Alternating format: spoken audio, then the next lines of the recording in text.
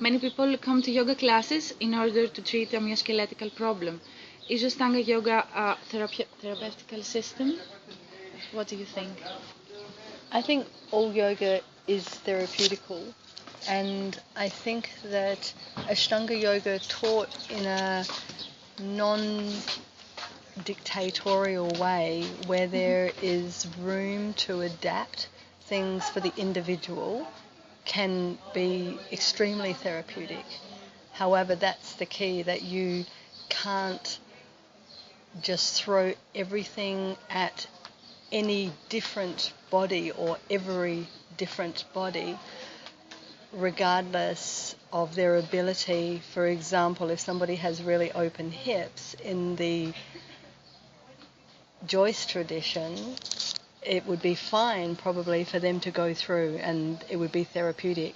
However, if somebody doesn't have open hips and they were then to have to stop at Adho Baddha Padmottanasana, obviously the therapy is going to be less, and I think people need to be much more pragmatic and practical instead of dogmatic. Okay. And just have a look at the individual. That system was designed for people that would have already had open hips, who sat on the floor their whole lives. You know, let's say you have an older person, or they may not even be older. I've seen young people in Mysore come with stiff hips and basically leave limping, never to do yoga again. And then, of course, they've missed out on the possibility of it being a therapeutic practice for them to open their hips and the benefits that brings. It's one of the reasons that that primary series is called Yoga Chikitsa, because with the hips open, it means that the spine is much more free and mobile. Mm-hmm. Okay. Yeah. So I will write it down so you don't have to work. So this is. So you think Ashtanga Yoga is a system for all, with what you're saying? Because many people say that Ashtanga Yoga is a really powerful system and it's not for everyone, and it's for. But I think it's important to recognize that different people are attracted to different styles of yoga depending on their different characters. It's the same as all the different religions we have. And I think you can make Ashtanga Yoga accessible to all who want to do that style, but not everybody is going to be attracted to that style. Mm-hmm. Some people some people say, oh, you shouldn't do Ashtanga Yoga unless you're, younger than 25. Yeah. Yeah. But there are some people who are younger than 25 that don't want to do anything more than a very gentle practice. And perhaps that is what they need. I don't know. You would have to look at the individual. But even if it's not, that's what they're attracted to. And, you can't force somebody to do a style that they're not attracted to. But I do think for all who wish to do that style, you can make it accessible for them. Mm-hmm. I recently had a student in Bali who is 63. She had never started exercising until she was 50. And if someone had asked me, and she started doing Ashtanga Yoga 2 years ago at 61. Okay. And if someone had asked me, I have a student, she's 61, she hadn't ever really exercised until she was 50, and now at 61 she wants to start doing Ashtanga Yoga. What do you think? I would say, probably not. But she blew all of my concepts, and my concepts were fairly open, but she blew even the last concepts I had, that it is a style that some people can approach, and it suits her perfectly. She said she feels that she is getting younger by the day. Okay, that's amazing. And I can see, she would have been, as a young person, a little bit hypermobile. Mm-hmm. So now that she's older and a little bit stiffer, it's actually quite good for her because she's accessing the flexibility again of her youth, but because she's older, she's not going to have the hypermobility problems that some young people have that come to yoga who are already hypermobile, and then doing a strong system, sometimes they end up being more hypermobile. Okay. Okay, so we come to another question that it's related. Many people don't come to a yoga class generally because they say I'm not flexible, I'm not for yoga. Yeah. What do you have to say to them? Well, I have to say that when I went to my first yoga class when I was 18, and I mainly kept going because I loved the Shavasana, because I think that I didn't really know how to relax. And so that was good for me. And then at 19, I discovered Iyengar yoga. And then I realized that, one, I was actually really stiff. And two, I was totally weak. So I thought to myself, well, either I completely give up on this because I'm really hopeless at it, or I'll have to really put a lot of effort in. And I chose the latter. So from my experience, a lot of people come to yoga, and this has changed because of social media. But what I was going to say is that early on, we would find that the flexible, talented people wouldn't stick with it. And it was actually the stiff people who would continue because they had the need. Mm-hmm. And so they felt the benefits. Whereas the flexible people would come along and they could do it all, and it sort of got a bit boring. But that's changed because now the flexible people can post their beautiful pictures on Instagram and get a lot of followers because people admire what they can do. So that has actually changed, interestingly, in that way. And I think that's mainly because of, a lot of it because of social media. I mean, obviously some people who are talented would also stick with it. But I found that a lot of people who you'd think, their first class, you'd think, oh my God, this is like so difficult for them. And they would stick with it, and they would stick with it because they felt the benefits, because they were so stiff. And it's not about how flexible you are, it's about doing the stretches. I actually think that people who are stiff get more benefit than people who are already flexible. So I think you don't need to be flexible to do yoga. If you are stiff, you're going to get a lot of benefits from doing it. So I think it's ideal for stiff people. Ideal. Flexible people don't need it as much for that aspect of gaining flexibility. I think we all need yoga for a lot of other reasons. So, continuing with this, you said we all need yoga. Many people suffer from panic attacks, depression. This is the new age most common disease, let's say. I don't know how to say it, and other forms of stress. Do you think yoga helps, and how? I think that yoga definitely helps. I recently have had a bit of personal experience with panic attacks with my mum, for example. She did have a lot of major events in her life, like living through the war in Malta, where, their school was bombed, the neighbour's house was bombed. They would see, bombed bodies on the street, in and out of the bomb shelter for 5 years. So, she had another major shock when she was 21, where her husband suddenly died, and she was new in Australia, pregnant, couldn't speak the language, no family. So it's often all of these stresses that accumulate, and after a while the nervous system becomes so hyper-vigilant that the panic attacks are almost like the fuses blowing on an overloaded system. And I've been trying to teach my mum how to relax. Okay. But she doesn't know how to relax because she had 6 children. She always worked hard her whole life, so she doesn't know how to do nothing. She can't even only watch a movie. She has to watch a movie and knit at the same time.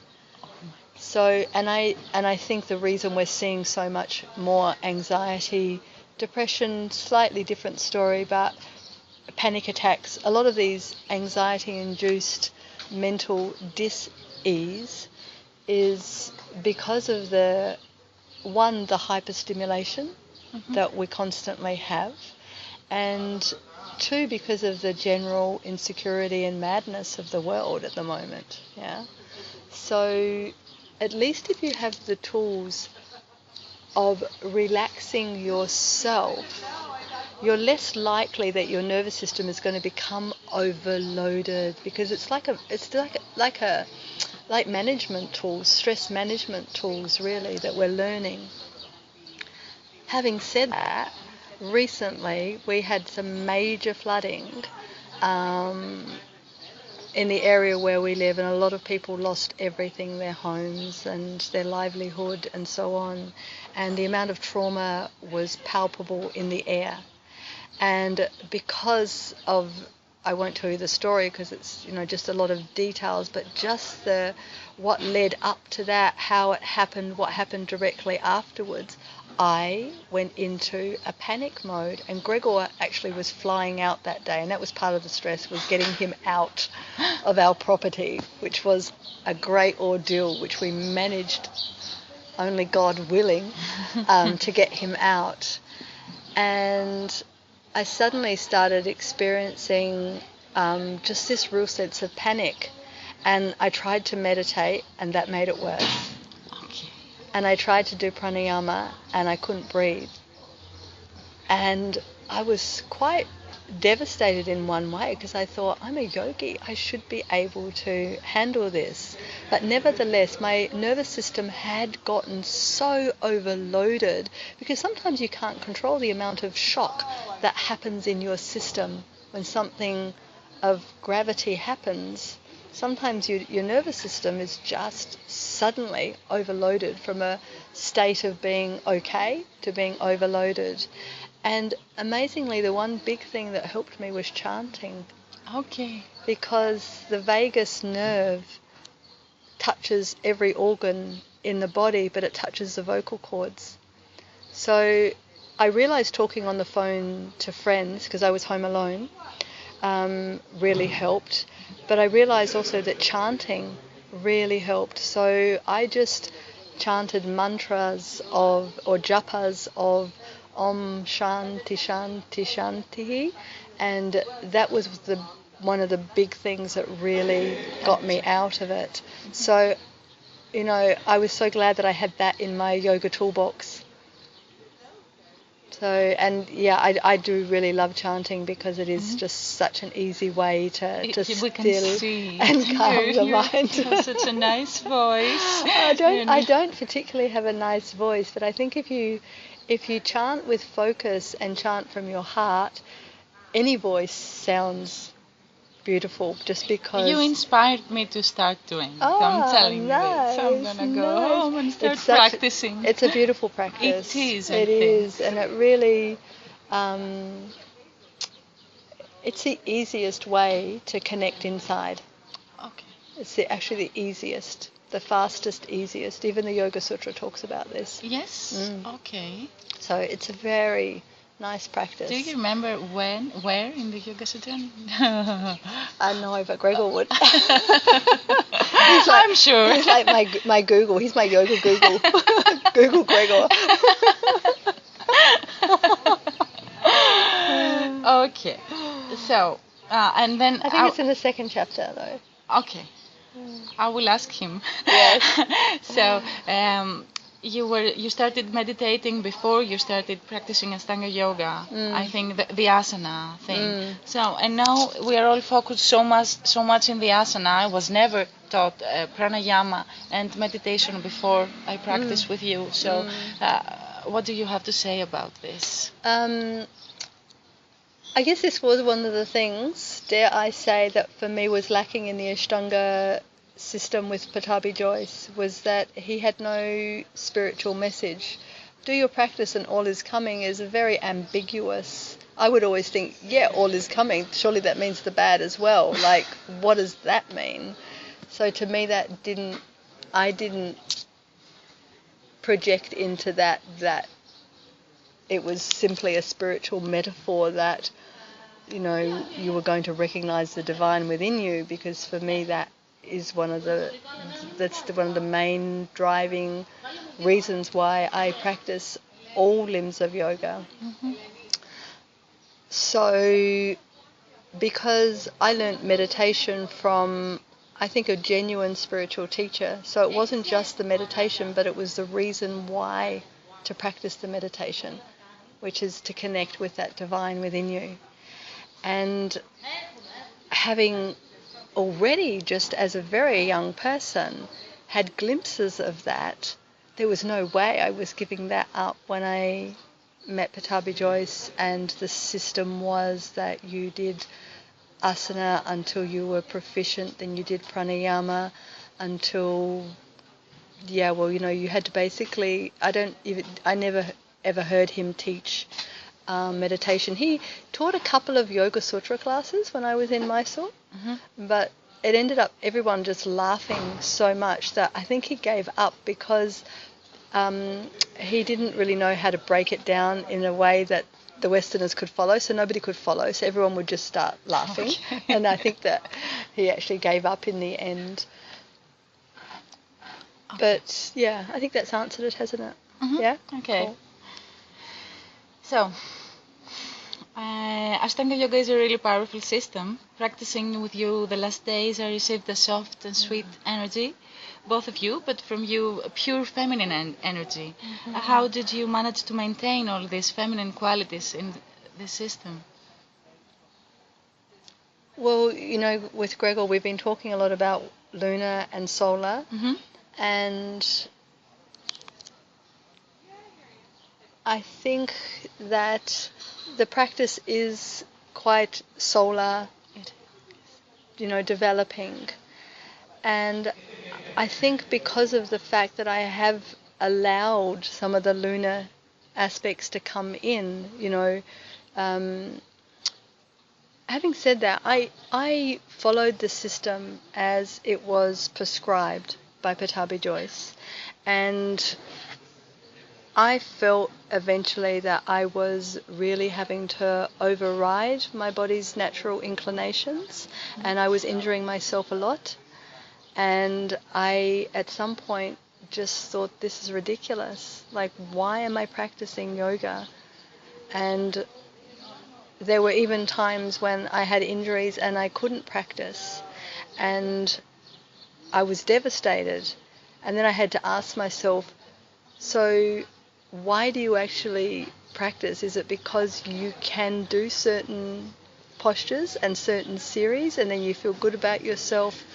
And if you can't do those, then what are you going to do? Stop practicing?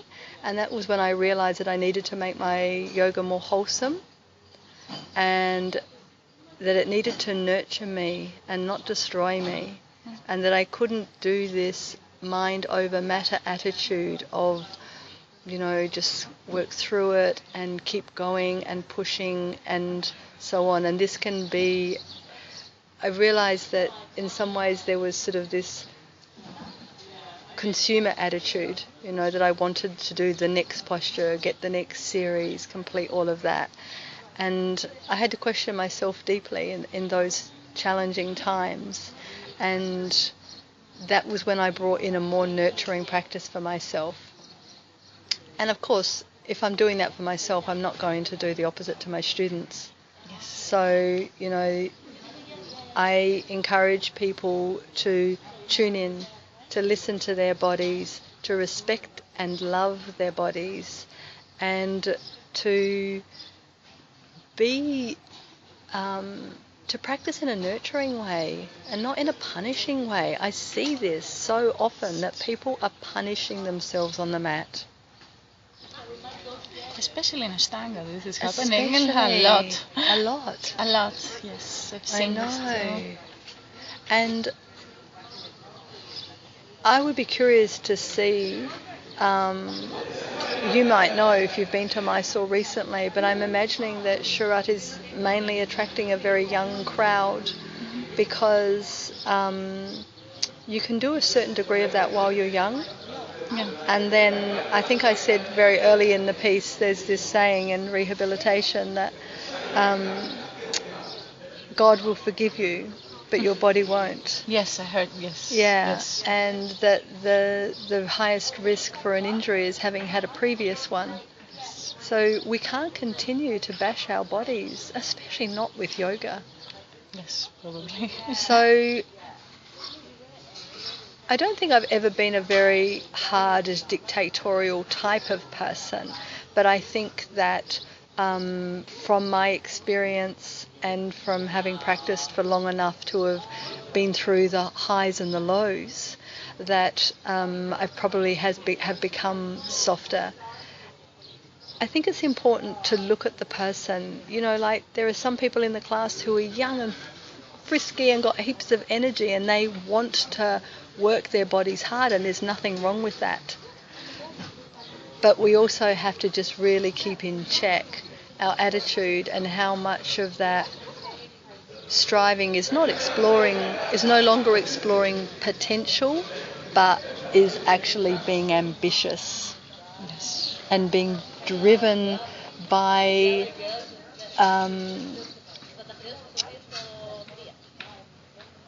maybe not even an external pressure from anybody else, Yes. because there's a lot of self-coercion that we do. I see some students who have their anxiety expressed as eating disorders, and then often there's this drive to exercise really hard, and often I think then their yoga needs to be learning how to love themselves again, because this is obviously a reflection of a lack of self-love. And I think often that's what it comes back to, is that we actually have a lack of self-love, and we express that on the mat by giving ourselves a hard time. Remember I was saying the other day, it's like your body serves you 24/7. Yes, I remember that. Yeah, and to actually really, like, honestly and seriously to acknowledge that, and to be in gratitude and respect of our bodies, rather than just demanding even more, and when we don't get it, being discontent and frustrated and even angry that our bodies aren't doing things because we want them to do that. Yeah, when you look at it like that, you think, oh, how could we be so mean? You know, you would never do it to a friend. Yes. Because if you wouldn't do it to a friend, then you know, we've got to befriend our bodies. Not even befriend them, but we've actually got to love them. We've got to love them because they're just, you know, that crystallized form that enables us to exist in this life and carries us through, you know. Like I said one day as well, that, you know, your body is a sacred site because the divine dwells within it, and you have to treat it as such and not trample all over it. So yeah. So this is the last one. What is yoga for you? And if you have an advice for the practitioners that they are in the practice of Ashtanga Yoga.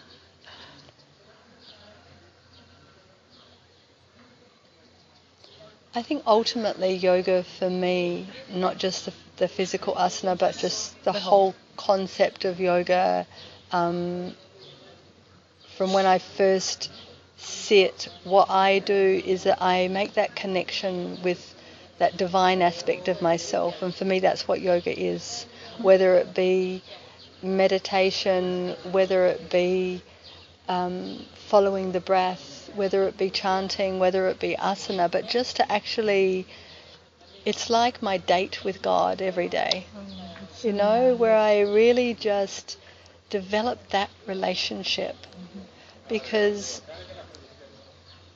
I think in developing that relationship, I think that's actually what has brought my softness, because I feel loved regardless of what's happening in my life. I feel loved. I feel that I have a source, an infinite source that's greater than me, that I can always give from. So even when I'm feeling depleted or tired or any of those things, I feel that there is still some well that I can draw from that is greater than me. And developing that relationship, I think, for me is the most important thing about yoga, that I give it time, I give it attention, just like any intimate relationship that you have in your life. You need to give it those things. And for me, and this is one of the reasons why Gregor and I are so compatible in our relationship, is that we respect that for each other, that is actually the most important thing in our lives, even above our own relationship with each other. Okay. That our relationship with ourselves, our divinity, is actually the most important thing. And we feel fortunate to share that together, and then we have our relationship. This is so beautiful. I think that's one of the reasons why, because when we met, we had both come to the point in our lives where we just thought, no more relationships, that's it. Can't be bothered, too difficult. And then we met, and it was like, oh, hang on, I actually just decided I don't want to be in any more relationships. And he was like, yeah, well, actually, I just decided that as well. And I think in having that freedom and knowing where we really stood, we could then travel together on that same path. So, yeah. And that's one of the reasons why, we really consciously chose not to have children, because we wanted to be able to just devote our lives to that and to teaching that, both of us, because, otherwise one or the other partner, I wouldn't want to have children and do it half-heartedly. Yeah. So I'd probably want to be as devoted to my children as I am to yoga, and it's hard to be devoted to two different things. It is possible, however, it makes it easier. Yeah. So, do you have an advice for the practitioners to give? Because it's a hard world in the Ashtanga Yoga world right now. I think that wherever you are with your practice, that before you raise your arms above your head and take the first move, ekam, to actually, with your hands on your heart, where the divine dwells within you, your personal abode, to make that connection and to begin to develop that relationship. Because one of the things I recognized very early in my life is that you come into the world alone. Yes, there is your family and you make friends and you maybe have a partner and so on, but in some ways we're always that isolated individual, and when you leave it's the same. Nobody can come with you to make it easier. Yeah. And if you have this knowledge of who you really are, then you realize that you're never on your own. Yeah, you're never on your own. That you're always that you and everything is one. So I think to develop this relationship with yourself, and at first for some people it may be so foreign that they don't know where to start. But if you just sit, even with your hands on your heart, and turn inward, the relationship will start. It's just like meeting any new friend. It's like, hello, what's your name? And then you just start, and you just continue to develop that. That would be my advice, is to really start to develop the relationship with yourself, because this is the most important thing we have in our lives. Okay, thank you. You're welcome. Thank you.